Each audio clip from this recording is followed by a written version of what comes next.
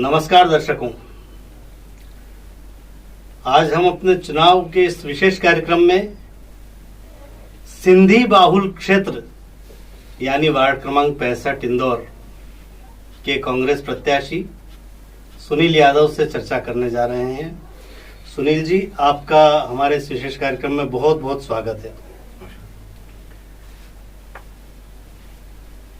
पिछले चुनाव में बीजेपी की जो प्रत्याशी थी सरिता मंगवानी, जवाहर मंगवानी की पत्नी, वो वहां से निर्वाचित हुई थी और अब आपको पार्टी ने मौका दिया है।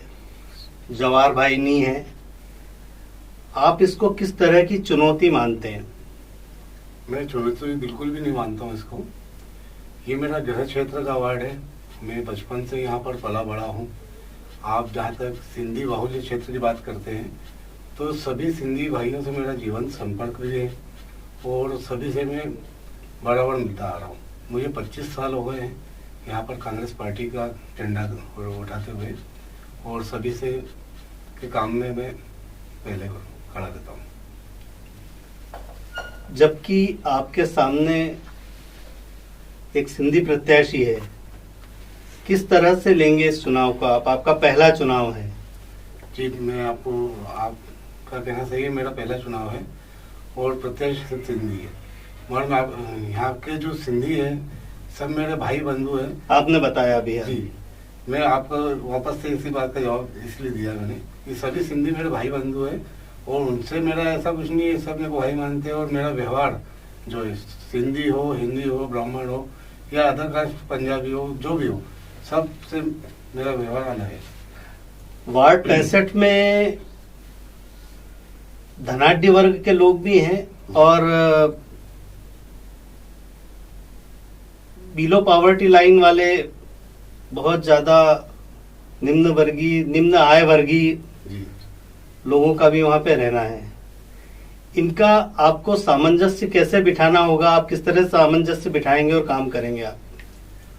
धनाढ्य वर्ग की अपन बात करें तो उन्हें तो जो सड़क पेवर ब्लॉक्स वगैरह इनकी जरूरत है।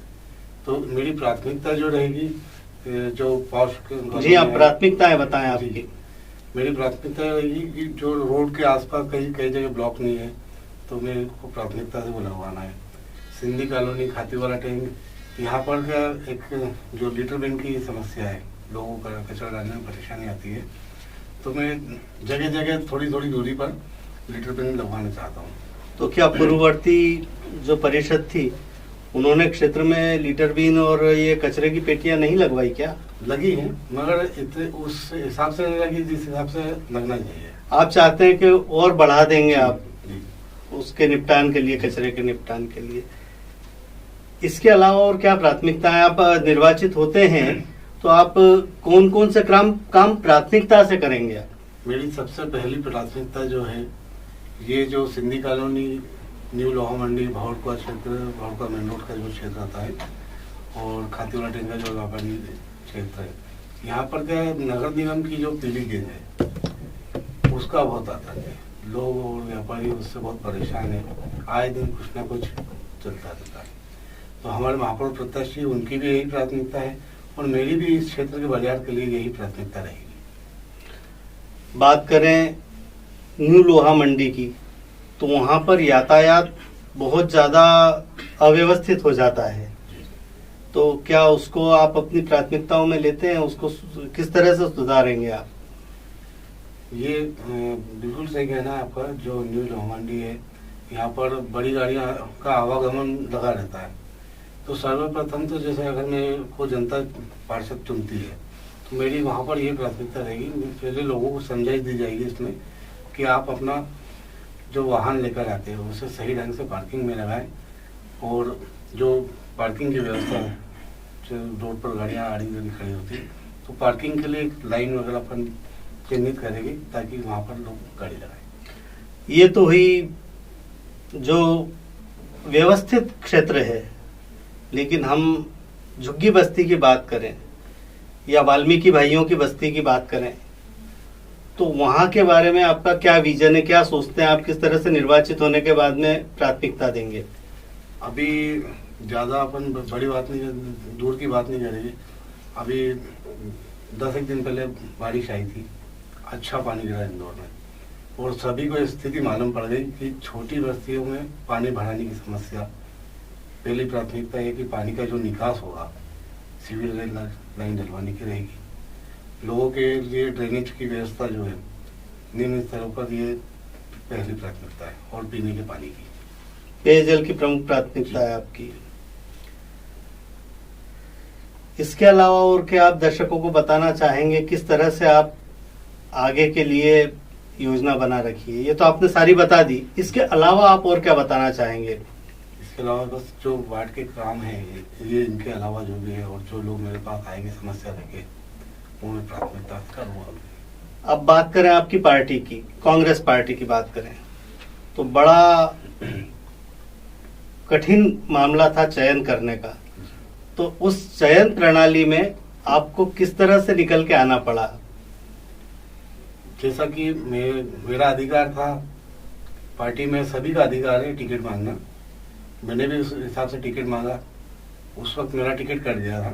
अच्छा। और मेरे बड़े भाई गोपाल कोडवानी जी का टिकट हुआ। अच्छा। तो मुझे खुशी हुई कि चलो मुझे नहीं मिला है, मेरे बड़े भाई को मिला है, तो मैं उनके लिए काम करूँगा। क्योंकि जब टिकट वितरण की बात चल रही थी और समय निकलता जा रहा था, तो मैं भी मेरा फॉर्म भर चुका था, और ऐसा घटनाक्रम हुआ कि हमारे यहाँ से हिमांशु यादव जी ने फॉर्म भरा था, गोपाल कोडवानी जी ने फॉर्म भरा था, और एक मैंने फॉर्म भरा था। घटनाक्रम ये हुआ, गोपाल कोडवानी जी का फॉर्म निरस्त हो गया, हिमांशु यादव जी का फॉर्म निरस्त हो गया, बचा मैं।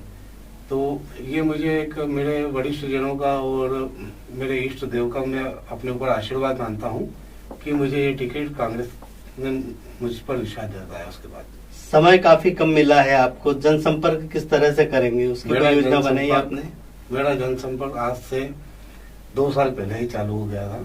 मैं लोगों से घर घर जाकर मिल रहा हूँ, और अभी ये 10 दिन तो ऐसे ही निकल जाते हैं। मेरा जो बैकग्राउंड पीछे का काम है, वो मेरे काम आएगा।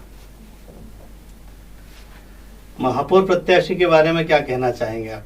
निश्चित तौर पर महापौर प्रत्याशी जो हमारे बड़े भाई संजय शुक्ला जी है, बहुत अच्छा चुनाव लड़ रहे हैं, और उन्होंने जो कोविड काल में जनता की सेवा की है, उनका उन्हें निश्चित लाभ मिलेगा, और हम बराबर जीत जाएंगे। क्या साथ में उनके लिए भी आप प्रचार प्रसार कर रहे हैं, आपके साथ साथ आपके महापौर प्रत्याशी का? पहले मैं उनके लिए वोट मांग रहा हूँ, क्योंकि महापौर का जो चुनाव है, अगर महापौर बना तो पार्षद तो उनके साथ में ही आराम से बन जाएंगे। बहुत अच्छी बात है आपकी। बहुत बहुत धन्यवाद आपका इस विशेष कार्यक्रम में पधारने का।